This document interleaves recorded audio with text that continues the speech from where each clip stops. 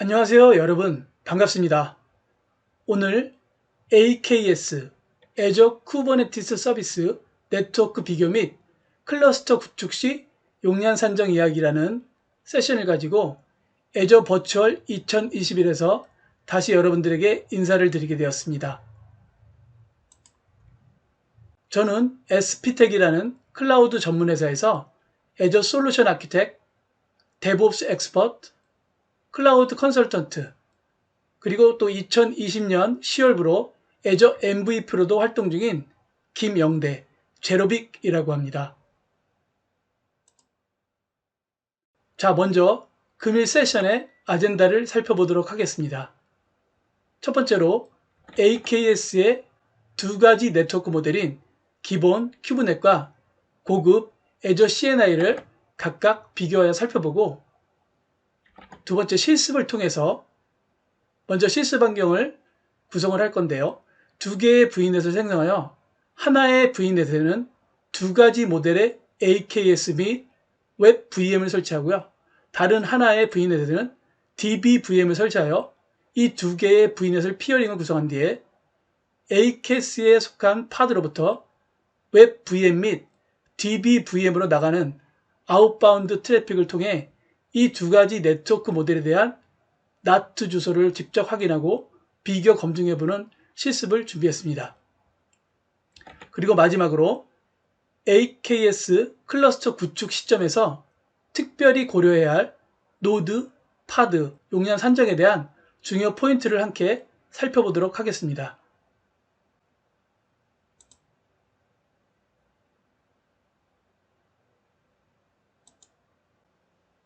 일반적으로 쿠버네티스 클러스터의 네트워킹 관점에서 우선적으로 결정해야 할 포인트는 노드, 파드 내, 노드, 파드 간, 통신을 위해 사용하게 될 네트워크 플러그인 또는 모델을 선택하는 것입니다.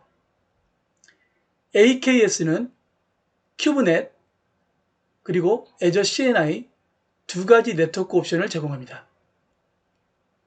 정말 중요하고 주의해야 할 부분은 일단 클러스터를 구성한 뒤에 이 옵션에 대해 변경이 불가하다는 사실입니다. 옵션을 변경하는 유일한 방법은 클러스터를 새로 빌드하는 방법뿐입니다. 따라서 클러스터 구축 전에 충분한 검토를 통해 결정되어야 할 중요한 부분입니다. 자, 먼저 기본 모드인 큐브넷에 대해서 살펴보도록 하겠습니다. AKS의 클러스터를 기본으로 생성하시면 큐브넷으로 생성이 됩니다. 이때 노드는 Azure 버추얼 네트워크 서브넷 대역으로부터 IP를 할당받습니다. 파드는 논리적으로 다른 주소 공간인 파드 사이더로부터 파드 IP를 할당을 받습니다. 이를 통해 IP 자원을 보존할 수 있다는 효과를 가지기도 합니다. 노드당 110개의 파드 IP를 할당할 수 있도록 지원합니다. 400개의 라우트, 하나의 클러스터당 400개의 유저 디파인 라우트를 지원하고, 이 말의 의미는 하나의 AKS 클러스터당 400개 이상의 노드를 가질 수 없다는 의미이기도 합니다. Azure 버추얼 노드, Azure 네트워크 팔러시 등이 지원이 되지 않습니다. 물론 캘리코의 네트워크 팔러시를 통해 지원을 받으실 수는 있습니다.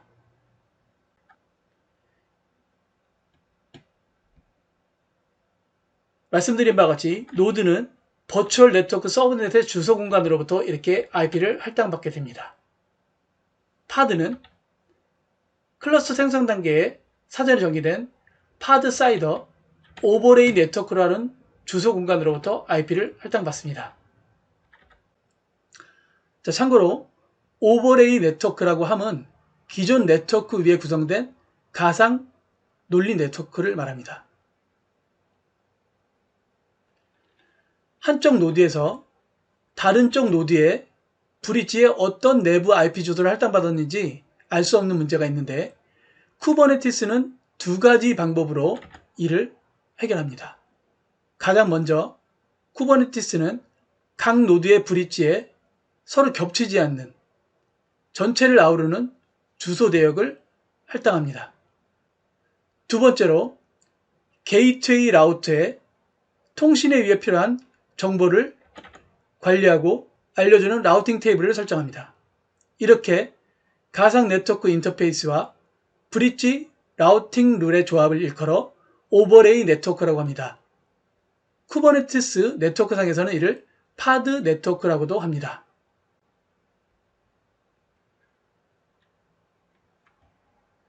파드 간 통신은 IP 포워딩 및 유저 디파인 라우트 정보를 통해 이루어집니다. AKS 생성 시 없으면 자동으로 만들어줍니다. 다음 보시는 것 같이 각 노드는 주소 프리픽스 정보를 가지고 이 주소 프리픽스 경로로 이동하기에 필요한 정보에 대한 넥스트 합 IP 주소를 사전에 정의하여 관리하게 됩니다. 라우팅 규칙의 증가에 따라서 네트워크 관리 복잡성이 증가해주는 이슈가 있기도 합니다.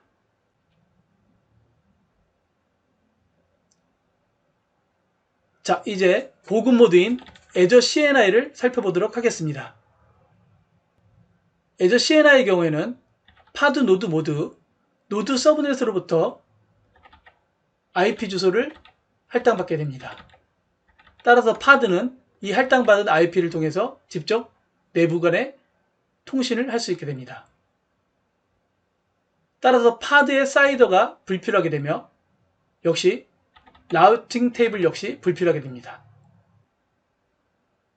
자, 보시는 바와 같이 노드, 파드 모두 동일한 버추얼 네트워크 서버넷으로부터 IP를 할당받아서 같은 네트워크 대역의 IP 주소를 확인하실 수 있습니다. 자, 서비스, 파드 또는 클러스터 VNet 주소 범위로 사용할 수 없는 대역이 있습니다.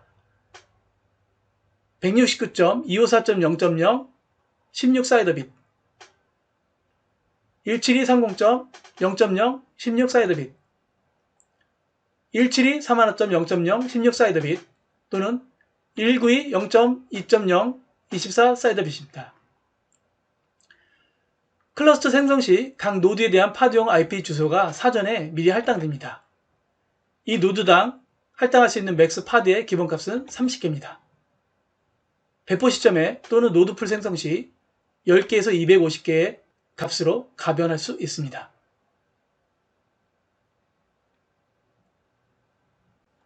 자, 큐브넷과 Azure CNI 두 가지 네트워크 모델에 대해서 다시 비교 정리하면서 살펴보도록 하겠습니다. 큐브넷의 경우 VNet의 IP 주소 공간을 절약할 수 있습니다. 이 말은 파드 사이더라는 별도의 주소 공간으로부터 파드 IP를 할당받다 보니 이 주소 공간에 대한 절약 효과가 있다고 말씀드렸습니다.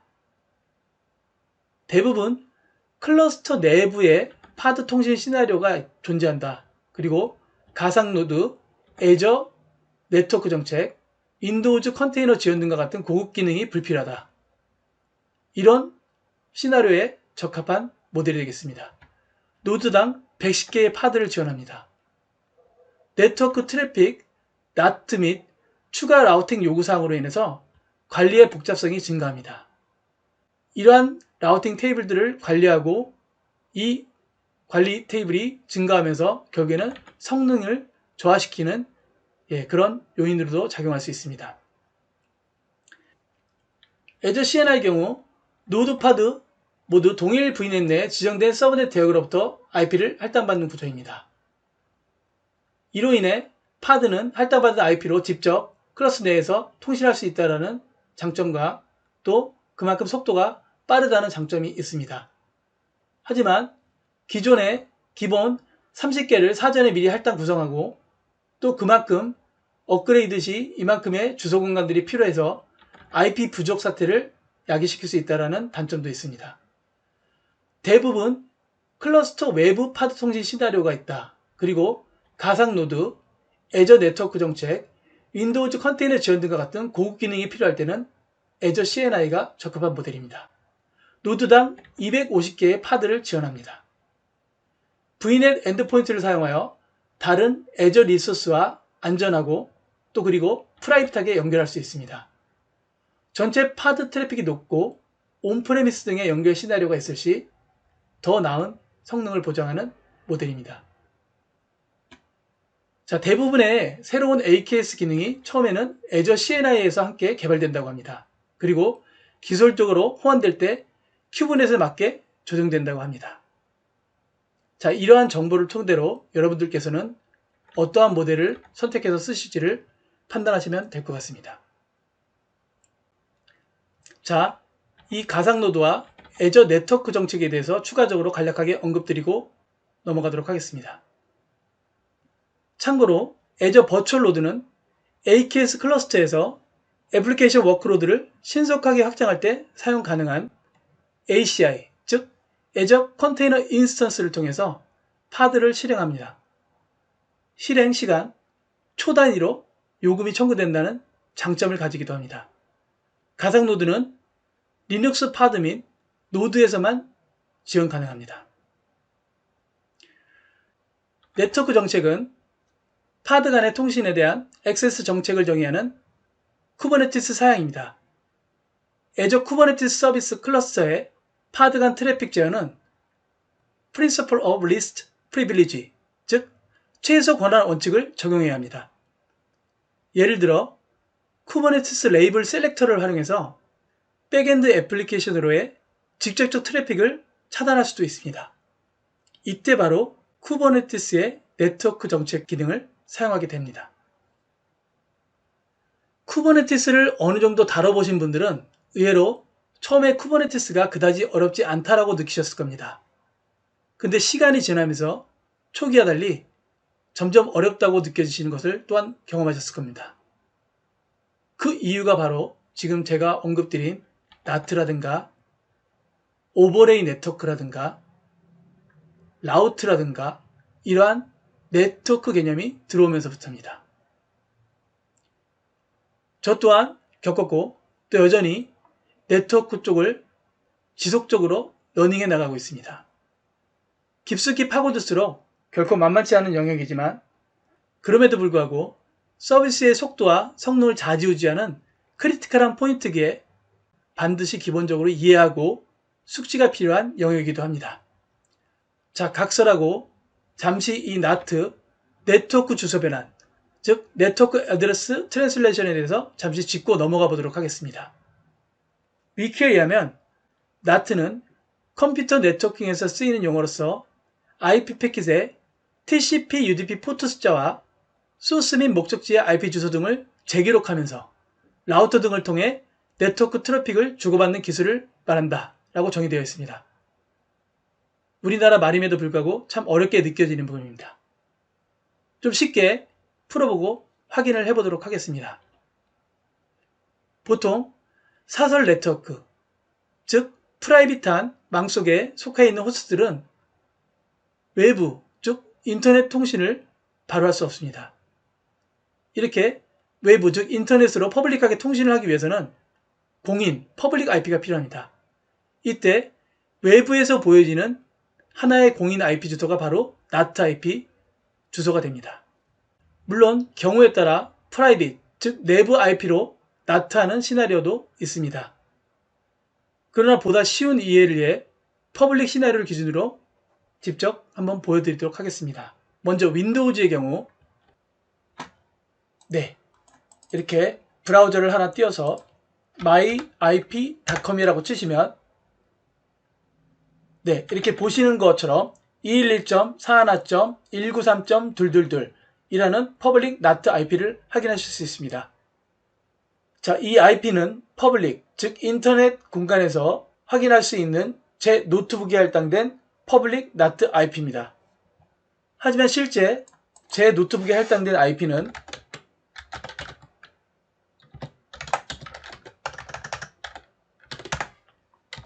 자, 이렇게 192.168.1.100이라는 사설 IP 주소입니다.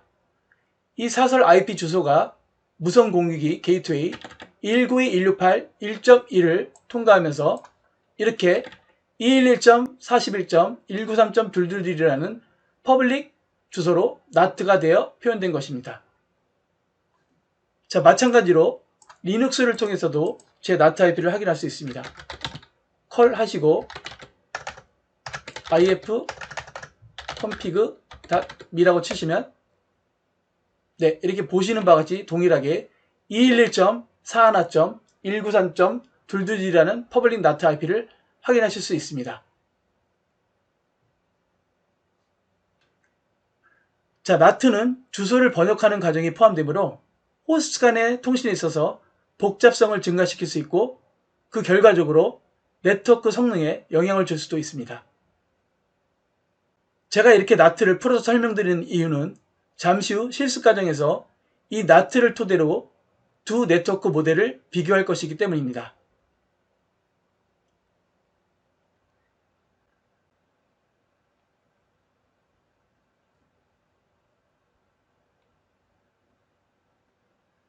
자, 그럼 실습을 통해서 두 가지 네트워크 모델을 비교해보는 시간을 갖도록 하겠습니다. 먼저 AKS VNet과 DB VNet이라는 각각의 VNet을 생성하여 VNet 피어링을 맺습니다. AKS VNet은 큐브넷 전용 서브넷, 애저 CNI 전용 서브넷, 웹 전용 서브넷을 구성하고 그 서브넷 내에 각각 필요한 리소스를 배포하였습니다. 마찬가지로 DB VNet에도 SNDB라는 서브넷을 구성하고 그 서브넷에 VM을 구성하여 설치하였습니다. 네, 보다 직관적인 UI로 실습 시나리오에 대해서 먼저 설명을 드리겠습니다. VM 앱에 8080 포트로 서비스 리슨 상태를 만들어 두고 유입되는 패킷을 모니터링하기 위해 TCP 덤프를 수행합니다. 그리고 먼저 큐브넷에서 노드 1에 배포된 파드로부터 VM의 8080 포트로 텔넷을 수행합니다. 그렇게 되면 이 VM 앱의 TCP 덤프의 내용에 이 파드에 유입되는 나트 IP를 확인할 수 있습니다. 동일한 과정을 VM DB에서도 서비스 리슨 상태를 만들어 놓고 TCP 덤프를 수행하여 유입되는 파드의 나트 IP를 확인하여 비교합니다. 마찬가지로 애저 CNI를 통해서도 동일한 시나리오를 반복하여 과연 AKS 큐브넷 모드와 AKS 애저 CNI 모드가 어떻게 다른지 비교해보는 그런 내용으로 실습을 진행할 예정입니다. 자, 그럼 실습을 위해서 터미널 세팅을 준비해야 되니 잠시 시간 절감을 위해서 녹화를 중지하고 터미널 모드를 세팅해 놓고 나서 녹화를 재개하도록 하겠습니다. 자, 실습을 진행하기 위한 터미널 환경을 세팅을 마쳤습니다. 자, 실습 진행에 앞서 먼저 전 시간에 소개시켜 드렸던 AKS 큐브넷 모드에 대해서 포탈을 통해 잠시 확인하도록 하겠습니다. 그래서 최신 버전의 1.19.7번으로 큐브넷 네트워크 모델로 해서 설치가 이루어졌고요. 여기에 세팅스에 네트워킹 블레이드로 이동하시면 이 파드 사이더가 이렇게 사전에 10.244.0.0 16 사이더 비트로 할당된 것을 확인하실 수 있습니다. 자, 그리고 워커 노드에 잠시 이동해서 확인해 보시면 자, 지금 보시는 바와 같이 기본적으로 AKS를 생성하게 되면 이렇게 라우트 테이블이 이렇게 생성되어서 제공됩니다. 그래서 라우트 테이블 들어가서 보시면 각각 노드에 대한 주소 프리픽스와 다음 합 IP 주소에 대한 정보를 이렇게 관리하여 제공합니다. 자, 그럼 이제 실습을 진행을 해보도록 하겠습니다. 먼저 VM 앱에서 8888 포트를 서비스 리슨 상태로 만듭니다. 그리고 유입될 트래픽에 대한 모니터링을 위해 TCP 덤프를 수행하도록 하겠습니다.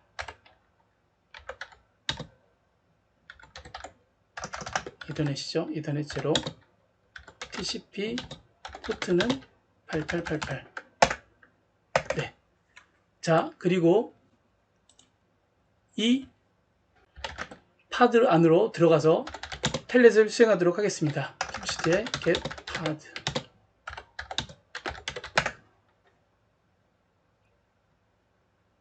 자, 먼저 첫 번째 노드 1에 할당된 파드 안으로 들어가도록 하겠습니다.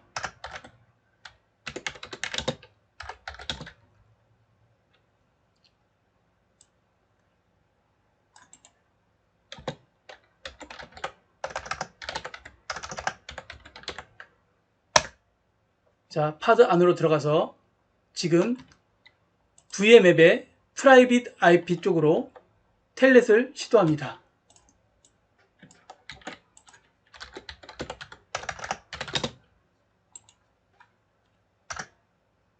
복사가 안 됐네요. 잠시만요. 복사가 안 됐습니다. 복사를 해서 붙여놓고 포트를 8888로 하면, 자, 지금 보시면 파드의 IP는 10.244.0.11입니다. 자, 그럼 자, 텔넷으로 프라이빗 IP에 888 포트로 접속을 했더니 지금 VM앱에서 유입되는 트래픽을 보니 192.168.1.4로부터 패킷이 유입된 것을 확인할 수 있습니다. 자, 192.168.1.4는 지금 보시면, 네, 보시는 바와 같이 노드 1의 IP입니다. 자, 보실까요?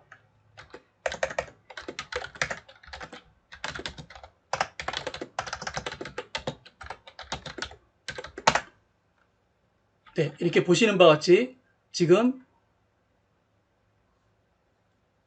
네, 여기 노드 1의 IP가 192.168.1.4인 것을 확인하실 수 있습니다. 즉, 노드 1에 배포된 파드로부터 VM앱으로 텔넷을 시도했더니 VM앱에서 보여지는 IP는 파드의 IP가 아니라 이렇게 노드의 IP로 나트가 되어서 접근하신 것을 확인하실 수 있습니다.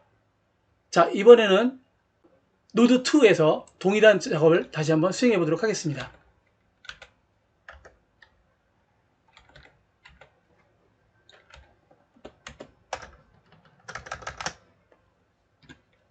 노드 2면, 네, 1번이 되겠죠.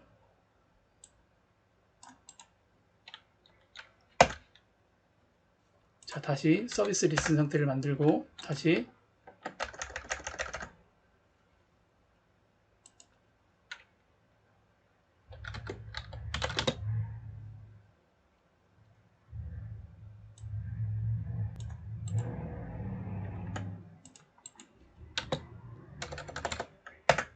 네, 보시는 바와 같이 이번에는 192.168.1.5로 패킷이 유입된 것을 확인하실 수 있습니다.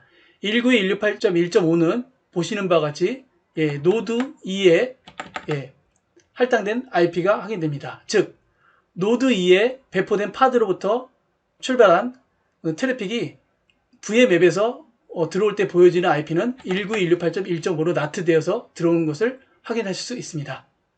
자, 이번에는 VMDB 쪽으로 접속을 해서 동일한 시나리오를 시행해 보도록 하겠습니다. VMDB는 다른 VNet에 할당되어 있는 리소스입니다. 자, 잠시 시간 절감을 위해서 마찬가지로 녹화를 중지시키고 다시 세팅이 되면 다시 한번 녹화를 재개하도록 하겠습니다.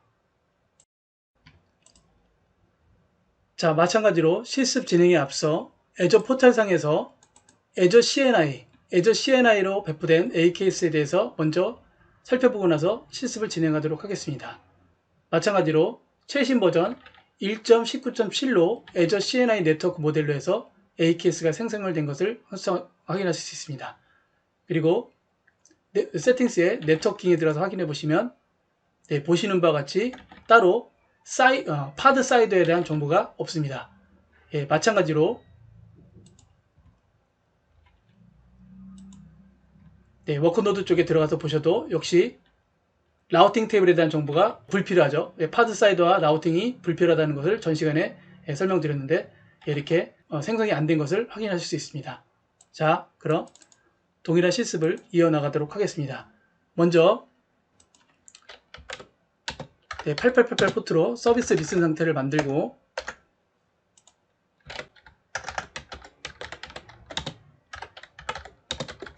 이더넷 제로에 대해서 TCP 포트 8888로 TCP 덤프를 수행합니다. 그리고 마찬가지로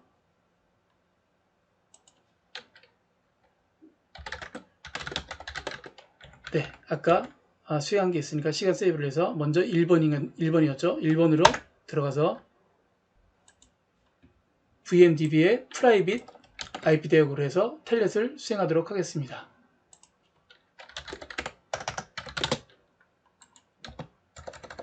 자, 참고로 VMDB는 다른 VNet에 배포되어 있는 리소스입니다.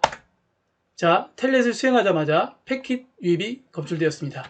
192.168.4, 즉 아까 보시면 노드 IP,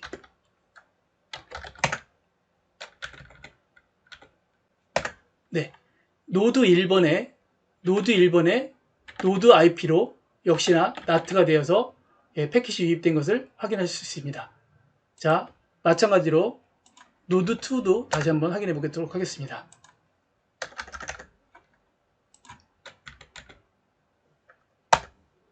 이게 노드 1이죠. 노드 1의 파드였고요. 노드 2,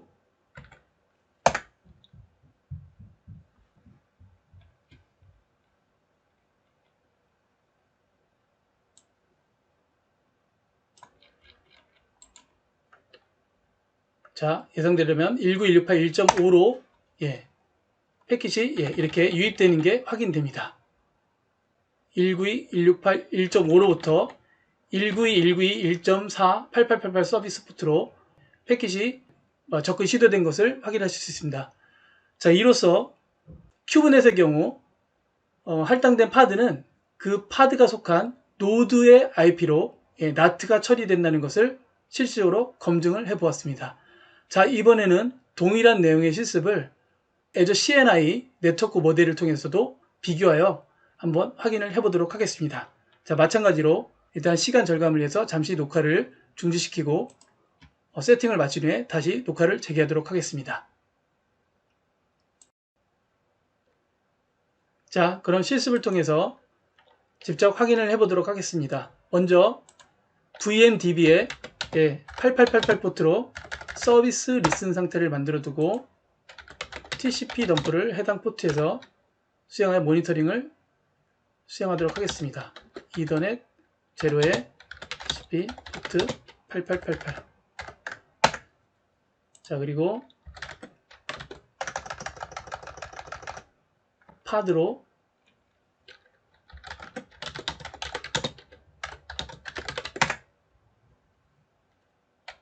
들어가서 텔넷을 수행하도록 하겠습니다. 네, 먼저 노드 1번 파드로 들어가서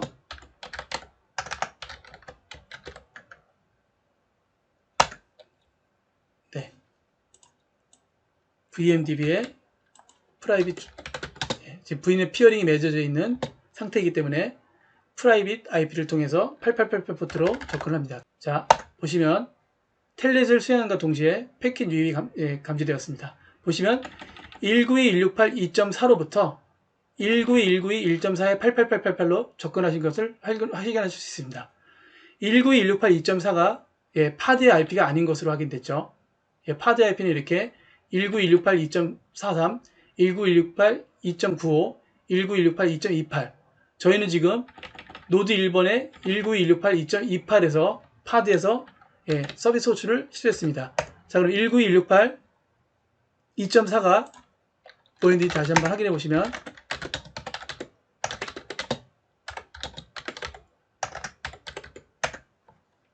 네, 19168.2.4는 노드 1번의 IP였습니다.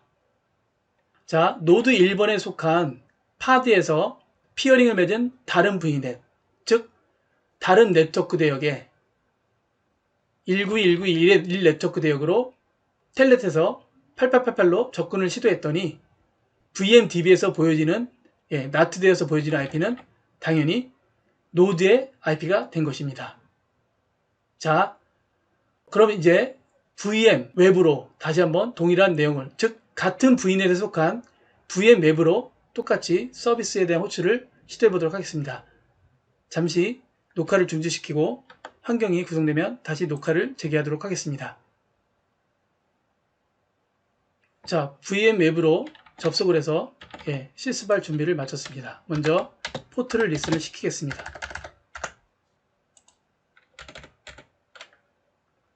888 포트에 리슨 상태를 만들고 동일하게 먼저 노드 1번으로 노드 1번에 파드 1번 IP로 그러면 IP가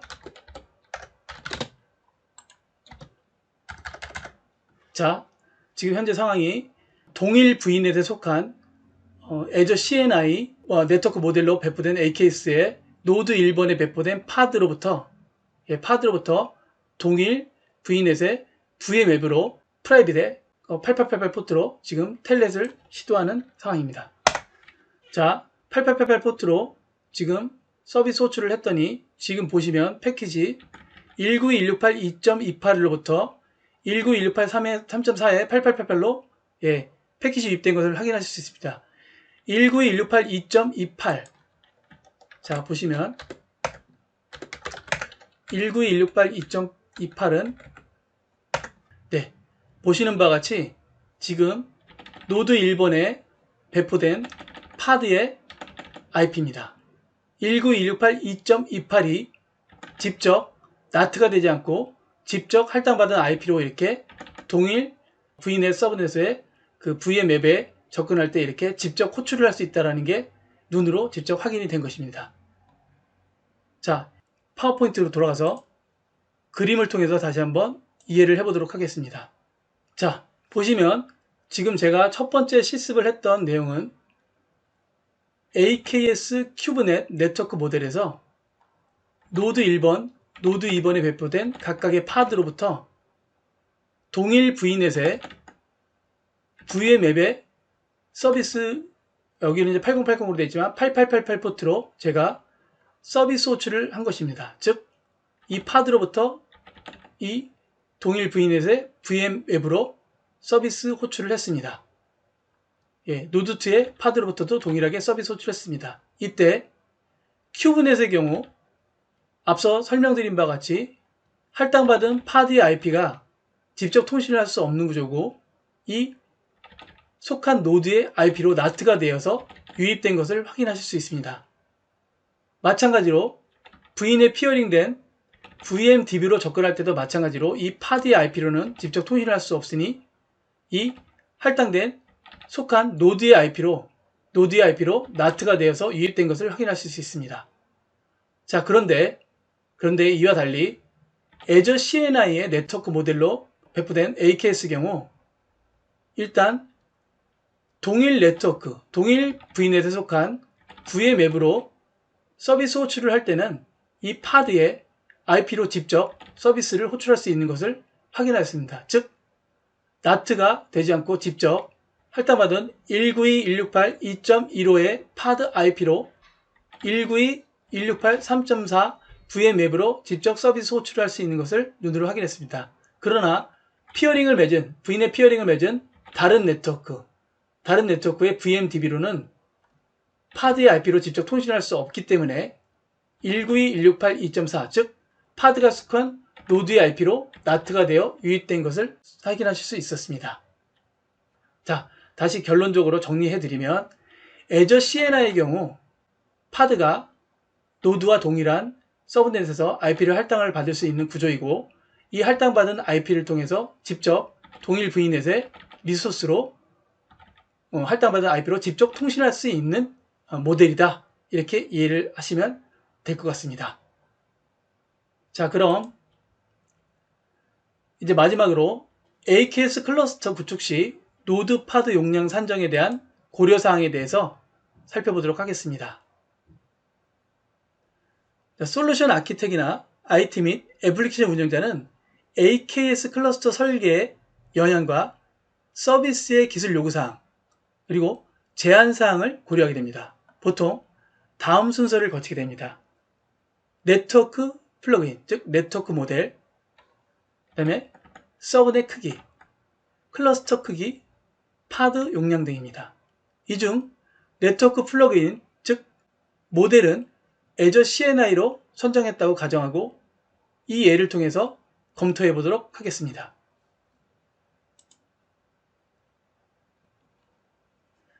자, 먼저 서브넷 크기에 대해서 살펴보도록 하겠습니다. 각 서브넷에서는 Azure VNet에서 예약한 5개의 IP가 있습니다. 0으로 끝나는 IP는 해당 네트워크의 주소를 예약된 IP입니다. 그리고 1로 끝나는 IP는 애저에서 기본 게이트웨이로 예약되어 있습니다. 그리고 2, 3으로 끝나는 IP는 애저 DNS IP를 VNet 공간에 매핑하기 위해 역시나 애저에서 예약한 IP입니다. 그리고 255로 끝나는 IP는 네트워크 브로드캐스트의 주소입니다. 따라서 이 5개 IP는 예약이 되어 있는, 사전 예약이 되어 있는 주소라고 생각하시면 됩니다. 그리고 저희가 업그레이드 등을 위해 그런 시나리오를 대비해서 클러스터에 있는 한 개의 노드에 네트워크 인터페이스에 할당된 한 개의 IP가 있습니다. 그리고 앞서 설명드린 바와 같이 노드당 최대 30개 예약된 IP가 있습니다. 따라서 이 IP를 총 서메이션하면 36개의 IP가 필요하게 됩니다. 자, 이 36개의 IP를 할당하기 위한 서브넷의 크기는 26 사이드 비트입니다. 자, 설명을 위해서 제가 잠시 그림판에 좀 설명을 좀 드려보겠습니다. 36개의 IP를 할당하기 위해서는 서브넷 크기가 26이라고 되어 있습니다. 저희가 IP가 이런 식으로 이루어져 있죠.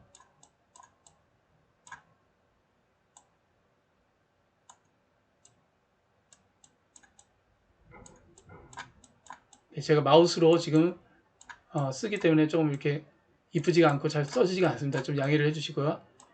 255.255.255.0 이거를 사이더 표기 방법으로 저희가 24라고 표현합니다. 자, 근데 지금 저희가 24라고 하면 지금 여기까지가 24죠. 24인데 이 하나의 옥텟은 이렇게 8비트로 이루어지죠. 네, 이렇게 되는 겁니다. 자, 근데 지금 저희가 아까 2의 6승, 즉 2의 2승이면 저희가 4개의 비트를 표현할 수 있고 2의 3승이면 저희가 8개의 정보를 표현할 수 있죠. 이런 식으로 가다 보면 36개를 수용하려면 2의 6승이 됩니다. 이렇게 하면 저희가 64개의 IP를 표현할 수 있습니다. 즉 6비트니 여기서 여기까지가 지금 호스트를 표현할 수 있는 비트가 되고요. 이 2개가 남죠. 그러면 24에다가 2를 더하니까 그래서 사이더 표기법으로 26이 나온 겁니다. 자, AKS 서브넷 크기 업그레이드 케이스를 고려해서 이제 다시 한번 생각을 해야 됩니다. 기본적으로는 이렇게 36개지만 노드를 업그레이드하는 시나리오가 있겠죠. 그러면 드레인이 되고 뭐 코든을 하고 뭐 이런 과정에서 저희가 추가적으로 파드의 개수가 필요할 겁니다. 자, 그래서 그런 시나리오를 고려했을 때 그럼 몇 개가 필요할지 다시 한번 동일한 방식으로 보면, 자, 36개의 IP가 필요하다고 바로 방금 전에 확인을 했습니다. 36개의 IP가 필요하고, 자, 여기에 추가적으로 증가할 노드의 IP, 노드에 할당할 네트워크 인터페이스 IP 1개, 그리고 저희가 애저 CN에서 사전에 예약하는 30개의 IP를 미리 예약한다고 말씀드렸죠. 따라서 67개의 IP가 필요합니다. 자, 67개의 IP는 앞에서 제가 그림판에서 설명드렸던 그런 논리와 동일한 방식으로 아까 6승이 64였으니 이제 7승이 되겠죠. 그래서 사이더 표기법으로 25비트의 서브넷 크기가 필요하게 된 겁니다. 자, 이번에는 AKS 클러스터 크기에 대해서 한번 고려를 해보겠습니다. 저희가 노드의 IP를 n 플러스 1, 파드의 IP를 n 플러스 1에 곱하기 30. 그래서 총 소요되는 IP는 n 플러스 1 플러스 n 플러스 1에 곱하기 30. 네, 플러스 5. 자, 이게 무슨 말인지 한번 하나씩 살펴보도록 하겠습니다. 각 서브넷에서 애저의 VNet에서 예약한 5개의 IP가 있다라고 제가 말씀드렸습니다. 그 다음에 n은 AKS 클러스터 내 총 노드 수입니다. 저희가 생성하고자 하는 노드 수를 말하는 거고요. 자, 플러스 1은 AKS 노드풀이 업그레이드되는 과정에서 아까 네트워크 인터페이스에 할당되는 IP라고 말씀드렸습니다. 그래서 이렇게 n 플러스 1 플러스 n 플러스 1 곱하기 30 플러스 5라는 공식이 나오게 됩니다. 자, 그럼 3개의 노드를 기준으로 하는 시나리오로 한번 산정을 해보도록 하겠습니다. 먼저 5개 예약된 IP와 n 플러스 1이니까 3개의 노드 3 플러스 1, 3 플러스 1 곱하기 30 해서 총 계산해보면 129개의 파드가 할당될 수 있습니다. 자, 근데 저희가 25비트로 128개를 저희가 쓸 수 있다고 했으니 30개를 쓰는 범위에서 벗어납니다. 그래서 노드당 최대 파드가 기본 30개인 대신 29를 적용하게 되면, 그러니까 노드 수를 29개를 적용하게 되면 이건 125개가 나옵니다. 따라서 저희가 25로 할당을 했을 때 128개를 수용할 수 있으니 이 125개를 수용할 수 있는 적정 값이 됩니다. 자, 마지막으로 노드당 기본 최대 파드수 30으로 구성된 3노드 클러스터에서 생성 가능한 사용자 파드수를 한번 계산해 보도록 하겠습니다. 파드는 사용자 파드와 시스템 파드로 구분되는데, 사용자 파드는 비즈니스, 인프라 애플리케이션 등의 모든 파드를 의미합니다. 시스템 파드는 이 보시는 바와 같이 쿠버네티스 또는 AKS가 기본적으로 구축할 때 사용하는 모든 파드를 말합니다. 애플리케이션, 즉 사용자 파드가 클러스터에서 IP를 할당받으려면 해당 IP는 각 노드를 만들 때 애저 CNI에서 예약해야 하며 시스템 파드에 아직 할당하지 않은 상태여야 합니다.